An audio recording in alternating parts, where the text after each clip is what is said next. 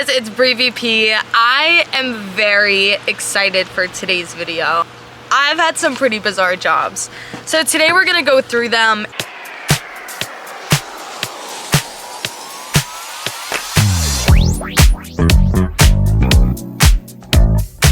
Oh, strong. Let's get right to it. Okay, let's say farmer. Farmer. I worked on a farm. I think that was about when I first got the job when I want to say 13, but I also feel like it's 14. I started working on a farm. It was through a family friend, and essentially we would get paid. We just get paid cash. It was so perfect. Like, it was me and both of my step siblings did it also.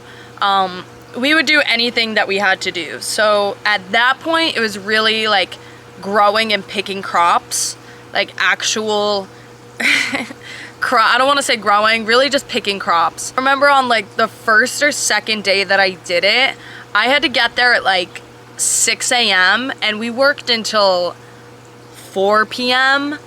And when I tell you, my mom came to pick me up and she was dying laughing because I showed up with like a little slick back pony, like some nice like athletic wear, you know, just farmer.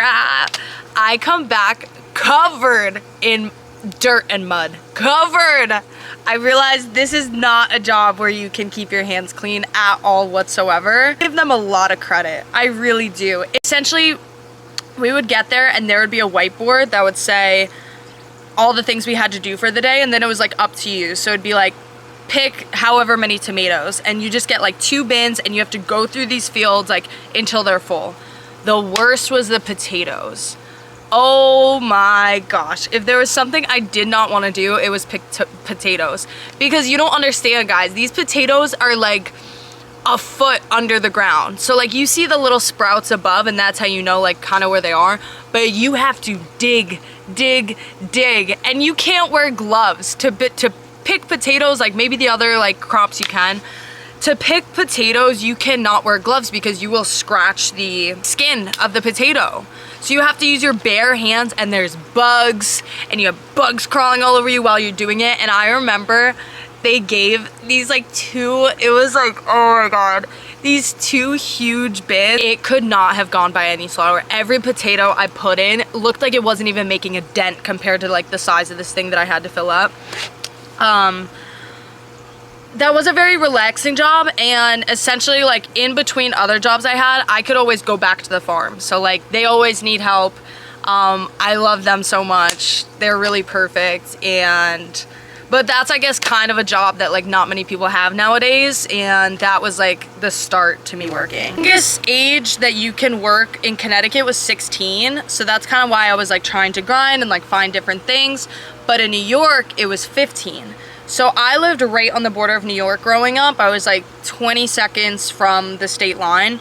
So I got a gig at a restaurant called Red Rooster, and I put in my hours there. If there is one thing I did, I ended up working there until COVID. So like all throughout high school, that was my job. And if anyone's watching from high school, if you know, you know. I was there a lot. Go to college, and I get to Miami. Immediately I need to work. How am I gonna make money in this new city? Miami's expensive. The second I got there, I went on Indeed. I went on, I started calling up places. I showed up in person. Nowhere was hiring that I could find. So then I proceed to go on Craigslist, and I see $20 an hour plus commission. I'm like, count me in, let's do it. Essentially my job, sign holder slash, I want to say slash car salesman, because this was not just a sign holder position. I wasn't just giving directions. Actually, I was told that I am going to be standing across the street from CarMax. Now, if you don't know, people go to CarMax to get an appraisal and or sell their car and or buy a car. So when people go to CarMax to get an appraisal technically basically is just a piece of paper that says how much your car is worth.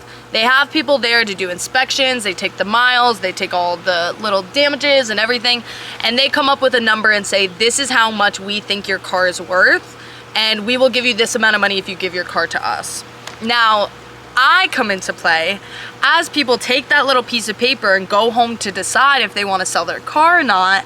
I am across the street pointing at a sign, WePayMoreAuto.com, offering to give them more money than CarMax did.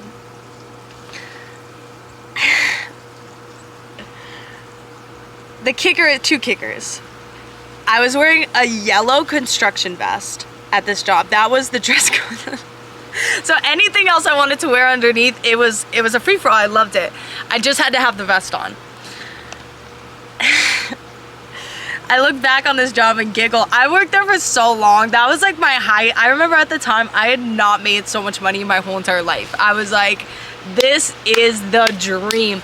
Within like a month, I buy my little sister an Xbox. I'm acting like I'm literally a millionaire. But cars they would pull out of the parking lot having their piece of paper. Like if I eyed that they had a paper and that they weren't there for another reason, oh my God, it's go time.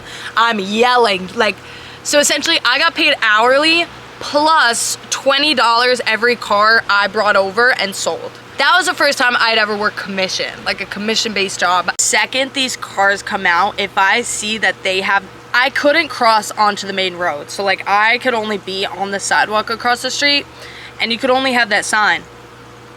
I'm yelling, we're gonna give you more money, more money, more money, get on over. It's hot. The thing about this job, it was like, I had never been in the Miami heat. I was raised in Connecticut. I'm used to the cold. So I had never experienced heat like this in my whole entire life. I understand why the basketball team is called that now. Miami can get H-O-T hot. Hot, hot, hot. And when I am standing there I would get there at about like 10 a.m. and you're not done until the sun goes down. Like 6, 7 p.m. when they close. We had to follow CarMax's hours to get every single sale that came in. So I would just, I got one break. So I am out there all day in the blistering sun. There's no shade, there's no anything. So it gets hot. And initially I love the tan. I want to be in the sun. So that's why I would show up in bikinis sometimes, just have a bikini under the work vest. I had a walkie-talkie. So if I had a car, let's say it was like a Honda Civic, they come up and they're like, what are you here for? I'd be like, we can more to give your car to us, then they will. Come over to us instead. So this is right there, point to it. It was like in a big office complex. I'll be like, it's pointed down there, you go, whatever. As they're driving there, I'd get on my walkie-talkie, tell whoever's in the office, Toyota, Honda Civic coming your way, so that they could go outside and tell them exactly where it was. I honestly is a miracle because it literally affected my current reality so much in terms of where I literally am right now.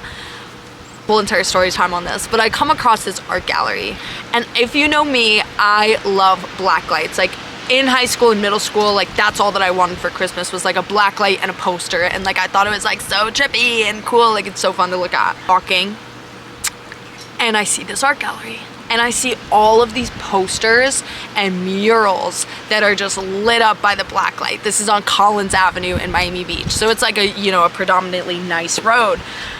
And I have my head pressed up against the glass. This is about 9 or 10 p.m. and I am looking at this artwork in awe. This is Mozart, the Starry Night. Vincent van Gogh owns this art gallery, but the door is locked. So I can't go in, and I'm like, oh, dang it. I would love to look at those portraits right now.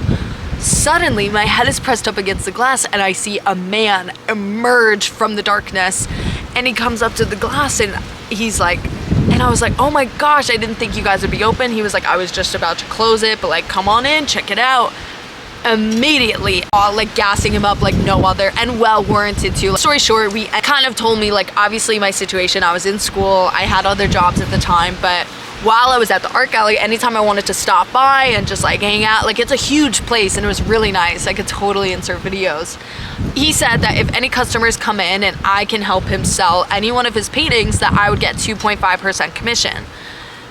Ding, ding, ding, ding, ding, money, money, money, money, money. My Mr. Krabs ass is like, heck yeah, let's do it. Today, this dad and his son walk in and they're like looking around, they're glancing, and they're specifically in front of one of these paintings. I go up and I say, I would give you guys a reason on why you should buy this painting, but I have no idea who that is.